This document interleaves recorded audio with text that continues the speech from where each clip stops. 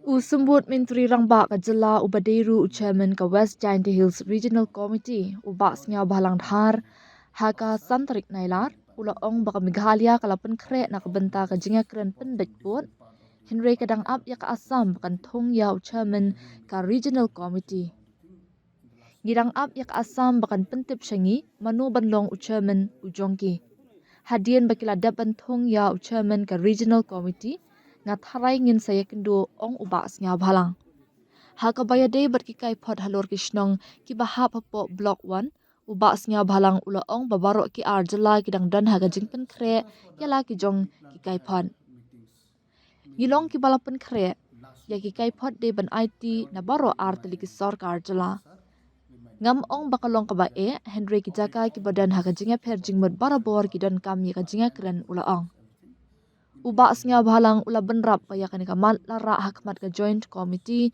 bala thaw de ki ar sarkar ki ban shim ka jingkhat ka bakhat do hilapha ya kanika subject she ki committee jong ki ar sarkar jala ka committee ka dei ka badan ni ka bor ban shim ni ka rai halor ki kam khaput ula ong hakabaya dei bat ka jingdawa ban pen phai byang ya ka block 1 sha Meghalaya ula ong baka jingwat banya jong ka Meghalaya halor ka benta kala jandap artan ki officer jongi kila jandap lut ya ki kaipan.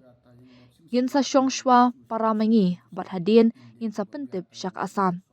Onda kila thaw ya ka committee ka jongki baro ki artili ki committee kin ya kendo ban shim ya ka rai ula ong. Habakali hakabaya de bat kishnong babun ki khasi penar hakatika jaka kabadan hakajinga kaja ubas nga balang ula ong bagi jingtip ki babnya halor kani ki don bat ki bor penyai district For the Assam to give us officially who's the chairman from their part. As soon as they appoint the chairman of the regional committee, I think we will meet. We are ready because the report we have to put the state, no?